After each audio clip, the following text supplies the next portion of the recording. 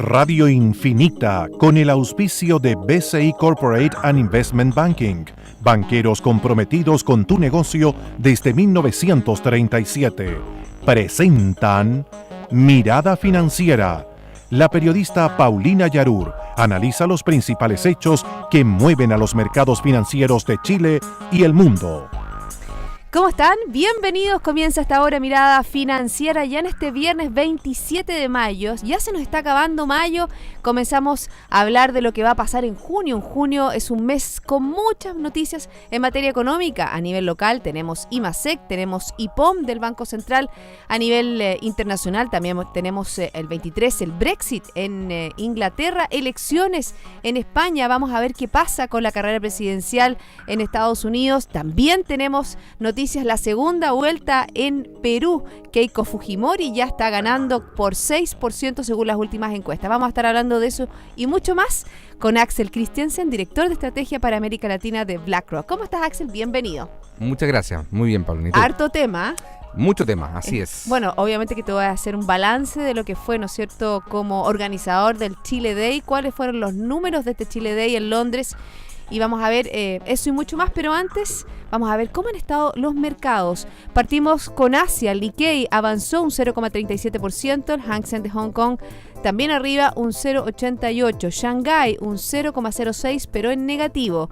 En Europa tenemos resultados positivos, el FTSE 100 de Londres crece un 0,08%, el CAC 40 de París también lo hace en un 0,05%, el DAX alemán un 0,13% arriba, el IBEX 35 un 0,31%.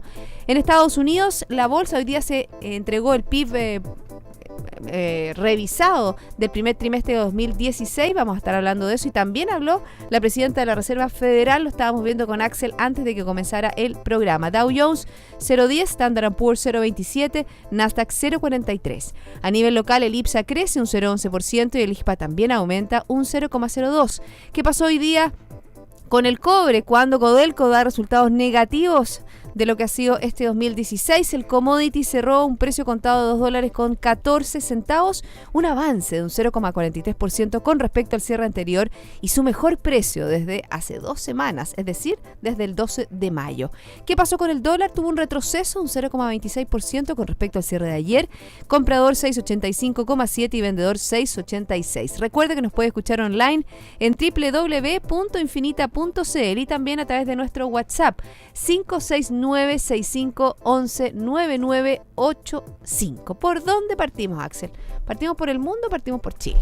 Partamos por el mundo, nos vamos de lo general a lo particular. Me parece. Bueno, y tenemos esta noticia que tiene que ver con Estados Unidos, un 0,8% creció la economía de ese país. Es un PIB revisado que ellos hacen. Así es, sacan una cifra preliminar y en la medida que van recibiendo datos más certeros, digamos, lo van ajustando.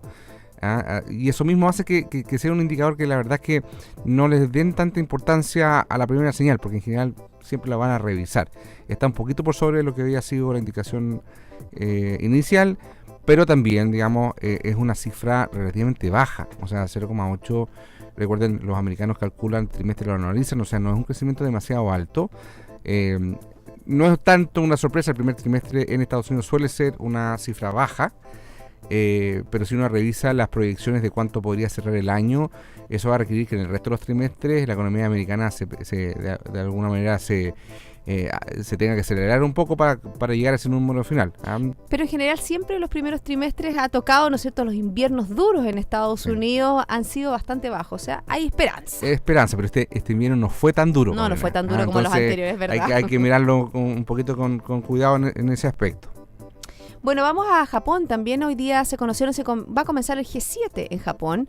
¿O ya comenzó? Ya comenzó, porque con la diferencia de horas ya comenzó el G7 en Japón.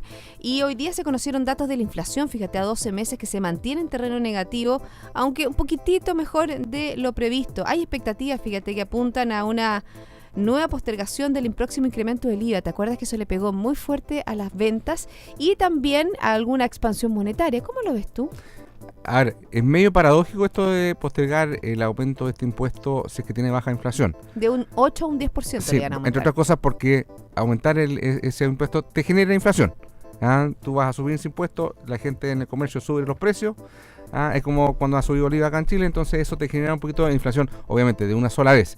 El gran temor que hay es que eso de alguna manera frene el consumo futuro.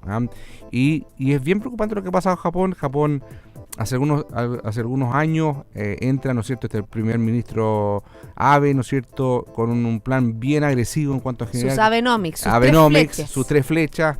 El Banco de Japón empieza con unas medidas nunca vistas. Y la verdad es que pasado algún tiempo, efectivamente dio un primer comienzo bastante positivo, un rol muy protagónico en esa recuperación del crecimiento, lo tuvo una devaluación bastante fuerte que tuvo el yen con respecto al dólar, pero se ha ido quedando sin combustible, por decirlo así, ese programa. Ya el Banco Central de Japón le queda, digamos, poco que hacer. Para que tengan una idea, ya el balance del banco se ha abultado, ya supera el 70% del PIB de Japón, un crecimiento bastante significativo, muy por sobre en términos relativos de lo que creció el balance de la Reserva Federal cuando ellos hicieron estas medidas cuantitativas. El banco ha comprado prácticamente cualquier tipo de instrumento que está disponible en el mercado. Para que tengan una idea, se calcula que el próximo mes, en junio o en julio, eventualmente el Banco Central de Japón estaría comprando todas las nuevas emisiones que el gobierno japonés pone en el mercado. Así de grande ha sido la influencia. Y otro dato que yo encontré interesante, hoy día si tú miras, porque el Banco de Japón también, como para generar crecimiento, no solamente ha comprado bonos, ha comprado acciones a través de fondos, ¿no? Y si tú calculas hoy día cuál es la posición que mantiene el Banco Central de Japón en las empresas japonesas, ellos están dentro del 10%, de los 10 mayores accionistas del 90% de las mayores empresas japonesas. Es como si el Banco Central acá, si yo hiciera el listado de accionistas, estuviese siempre dentro del top 10, digamos. No así tanto como China, porque la verdad que en China la mayoría de las empresas son estatales. Así es, pero en el caso de Japón, que no lo son, es como una cosa media paradójica. Es como si Japón hubiese decidido de pronto como que ir hacia un socialismo, pero por la vía capitalista, porque lo está haciendo a través del mercado de capitales. Pero así uso estas cifras para mostrarte que ya de alguna manera hay mucha preocupación de que Japón está llegando al límite respecto a cuánto más un banco central puede hacer. Bueno, y ahí está un poco también esa disyuntiva que no solo se aplica para Japón, sino que también se aplica para Europa, ¿no es cierto? Hemos visto cómo el Banco Central Europeo, a través de Mario Draghi, ha tratado, ¿no es cierto?, a tener este estímulo monetario, a poner mayor cantidad de dinero circulante y no ha logrado generar, ¿no es cierto?, mayor inflación o mayor crecimiento de la zona euro. Pero volviendo un poco a Japón, lo que pasa es que Shinzo Abe se le ha criticado también porque la tercera flecha, la tercera Abenomics, tenía que ver con reformas estructurales que no ha logrado hacer el primer ministro japonés, y yo te diría que ahí estaría como el kit del asunto, porque ahí sería realmente una flexibilización de incorporar a más mujeres, por ejemplo, en el mercado laboral, y una serie de elementos que hay muchas, ¿no es cierto?, en todo lo que es reforma estructural, pero va hacia una mayor flexibilización de lo que es este mercado bien masculino que es. Bueno, eso es un mercado muy localista, a diferencia, por ejemplo, de lo que ve en Estados Unidos o en Europa, hay muy poca inmigración a Japón. Por lo tanto, y eso significa en una sociedad en que la población se está envejeciendo, que no hay trabajadores nuevos, no hay nuevos consumidores también. Entonces eso también es un lastre bien importante en la economía. Entonces, totalmente de acuerdo contigo. Lo que puede hacer un banco central al final de cuentas es ganar tiempo quizás para que las reformas estructurales que tú mencionas empiecen a tomar efecto. Pero si tú, digamos, no las tomas, y porque son muchas veces reformas que tienen grupos de intereses que se ven afectados, no solamente en el campo laboral, hay también reformas necesarias en el sector por ejemplo, de distintas industrias que reciben preferencias en Japón, como el sector agrícola. Hay también cosas que se puedan hacer desde el punto de vista de flexibilidad el mercado de distribución de bienes, un montón de otras cosas, digamos, de reformas estructurales que el gobierno ha sido muy muy lento en tomar en cuenta, y se le está acabando el tiempo. Ya el tiempo que de alguna manera se pudo ganar con esta primera flecha muy muy efectiva, ya se le está acabando su capacidad de generar crecimiento económico. Sigamos en Japón, que también está la sede, ¿no es cierto?, de este G7, y se comprometió el grupo de las 7 potencias industrializadas este viernes a buscar un sólido crecimiento global.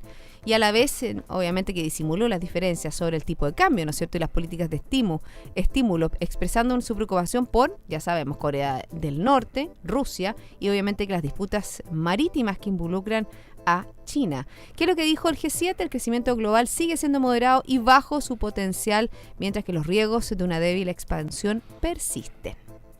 Es un poco en línea con lo que estábamos conversando de este crecimiento. Muchas expresiones de buenos deseos, digamos. Es que bueno, yo creo que son eso estas reuniones. La verdad que ¿se saca algo en estas reuniones? A veces parece que sí, aunque no necesariamente son las cosas que salen en titulares. Y te voy a dar un ejemplo de que por ahí de lo que se rumorea de lo que podría haber salido de una reunión que hubo a comienzos de año. Si te recordarás, el comienzo de año en los mercados financieros fue bastante difícil. Vimos desplomes importantes de las bolsas, los commodities, ¿te acuerdas? El petróleo ahí llegando a los $20 el barril. Uy, ahora está coqueteando con los 50. Así es. El Brexit y también el Brent. Pero si uno mira hacia atrás, digamos, vimos un momento como de mucho pánico, mucho nerviosismo. Y según cuenta, digamos, las malas lenguas por ahí, que hubo una reunión en torno a la reunión de los países también industrializados, creo que fue el G20, no el G7, en que por ahí se comenta que en quizás un salón oscuro a puerta cerrada, digamos, hubo algunos acuerdos que finalmente empezaron a materializarse en que, por ejemplo, la Reserva Federal le dio un poquito más de espacio, si te acuerdas, después de haber subido las tasas en diciembre, después empezó con un discurso mucho más, mira, tenemos que ser cuidadosos con las tasas. Pero parece que ahora se aceleró. Internacional. Sí, pero en ese momento que se esperaba que siguiera subiendo las tasas de interés, le puso el pie en el freno y eso permitió que los mercados, entre otros, el de materias primas, el de petróleo que tú mencionabas, empezaran a recuperarse. Así que de repente hay este tipo de acuerdos. Lo que pasa es que no necesariamente son los que salen en titulares. Acuerdo de la pieza oscura. Así es. Son buenos los acuerdos de la pieza oscura. Así es. Sí. Volvamos a Estados Unidos. Yo creo que es interesante analizar los dichos de Janet Yellen, la presidenta de la Reserva Federal, luego, ¿no es cierto?, de esta publicación de este PIB, de esta expansión que creció en un 0,8% en este primer trimestre. ¿Tú tienes ahí las declaraciones? Sí, son así como calentitas, recién saliendo del horno, digamos. La señora Yellen está hablando en un encuentro universitario, además en un momento bien particular. Hoy día es un día especial, por ejemplo, el mercado de renta fija se cierra un poquito más temprano en Estados Unidos porque el fin de semana. Memorial Day. Exactamente, el fin de semana largo. Entonces todos están ahí puestos con la zapatilla de clavos para irse, pero tenían que esperar que doña Janet hablara, digamos. Así que como que querían salir del trámite rápido. Finalmente habló, no hay muchos cambios respecto a su tono en discursos anteriores, sigue hablando de gradualidad, de cautela. Lo que sí es interesante es que si bien ella no se sale mucho de la línea oficial que ha sido de la Reserva Federal, sus colegas de otros, digamos, de otras bancos centrales, recuerda que la Reserva Federal en el fondo es como un conjunto de bancos regionales.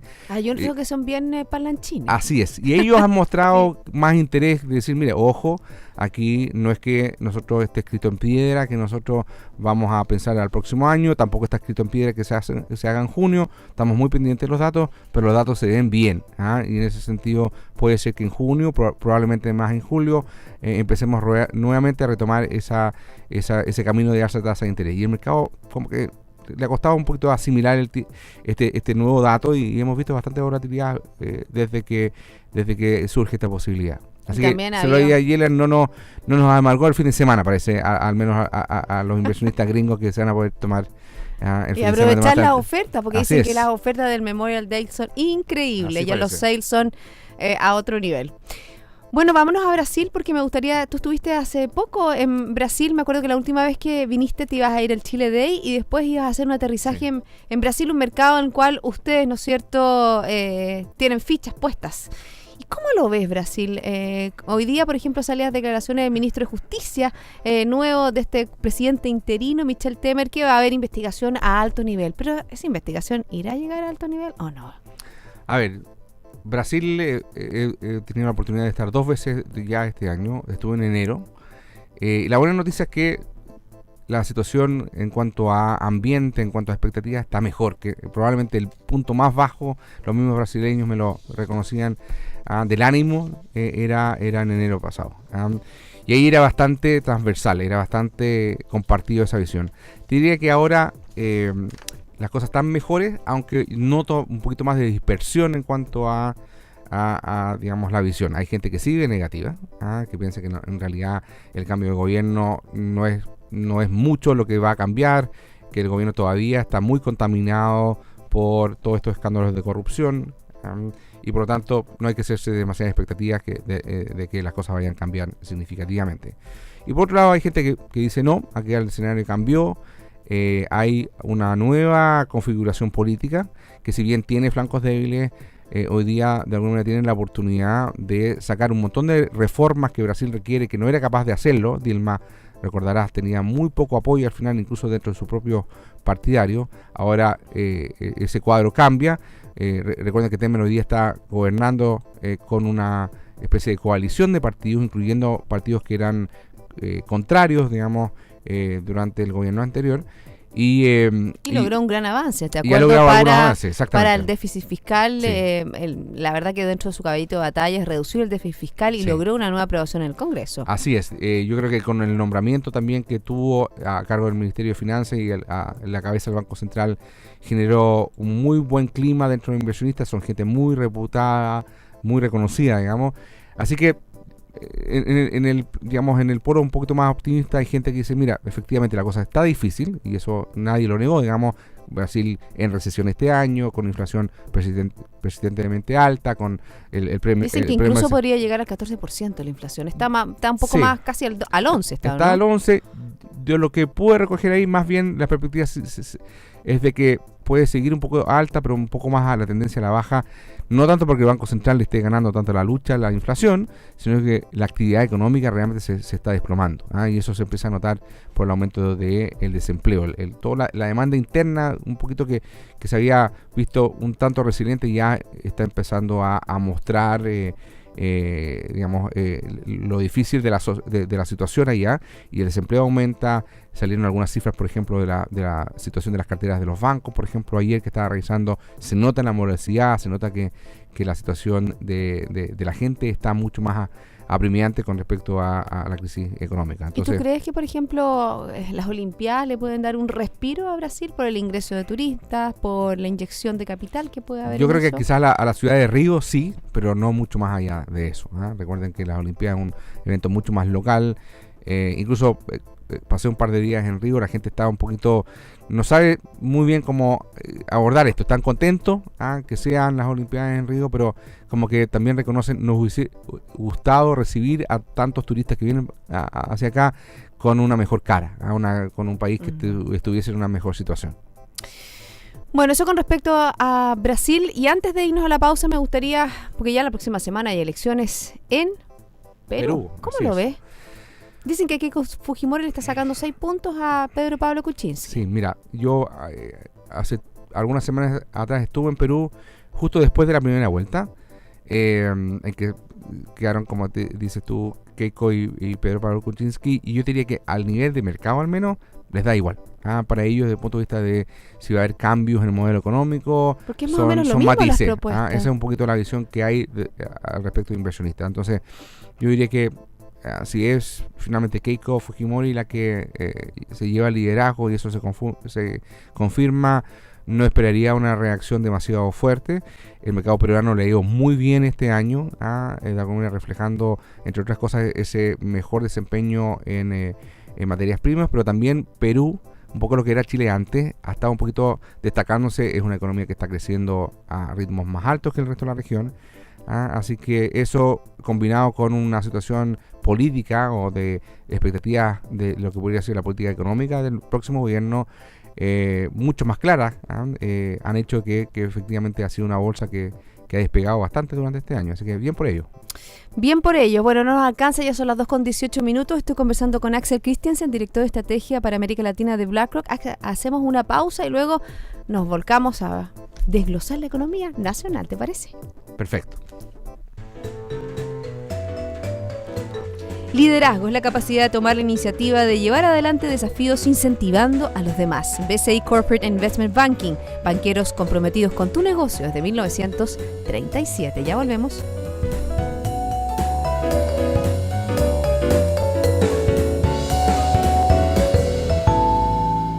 Las águilas tienen 1 millón de células sensibles a la luz por cada milímetro cuadrado de retina. Esto es 5 veces más que los humanos. Eso es visión. En BCI Corporate and Investment Banking somos diferentes y eso está en nuestra naturaleza. Por eso llevamos casi 80 años junto a nuestros clientes demostrando nuestra visión. BCI Corporate and Investment Banking.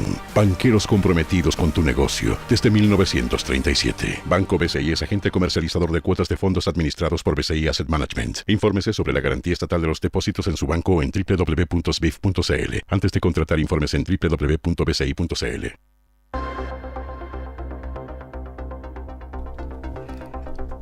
Ya estamos de vuelta, seguimos dando una mirada financiera aquí en Radio Infinita junto a Axel Christiansen, director de estrategia para América Latina de BlackRock.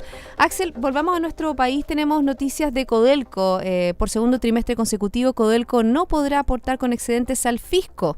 La estatal reportó hoy que no generó excedentes en los primeros 3 meses del año, sino al contrario, sufrió un déficit de 151 millones de dólares.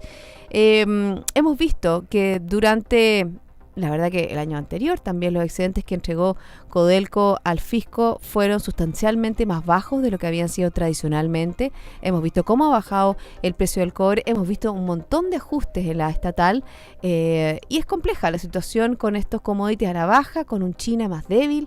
Es difícil la situación del cobre y en general de los commodities. Así es, y efectivamente ya lo empezamos a sentir un poquito más en carne propia como país. El famoso sueldo de Chile, que de alguna manera el cobre y Codelco es el que de alguna manera lo personifica de mejor manera, ya está mostrando, ya no es una cosa un solo año, sino que de alguna manera ya tener 2 años empieza a marcar una tendencia. Y eso yo creo que nos vuelve a recordar lo importante que es buscar fuentes alternativas de crecimiento económico.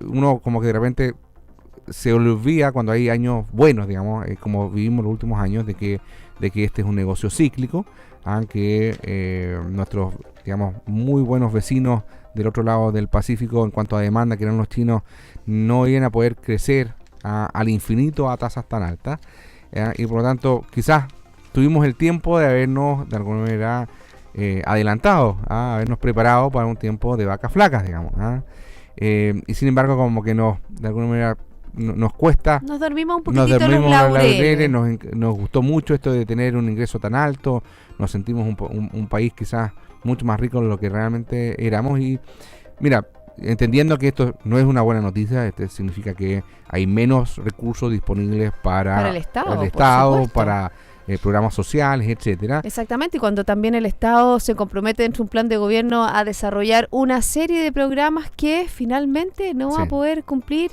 con los excedentes de Codelco. Yo creo que tratando de buscarle alguna meta positiva, esto nos vuelve a plantear, mira, primero tenemos que ser siempre muy cautos respecto a que todas estas situaciones a veces no son permanentes y por lo tanto tenemos que ahorrar o tenemos que vivir de acuerdo a lo que podría ser quizás momentos no tan bullantes como vivíamos en el pasado, no creernos el cuento de que esto es para siempre. Y segundo, volver a insistir, tenemos quizás la oportunidad de invertir en sectores nuevos, ojalá distintos al del ciclo del cobre, que nos permita tener una fuente alternativa de ingresos, ojalá más permanente.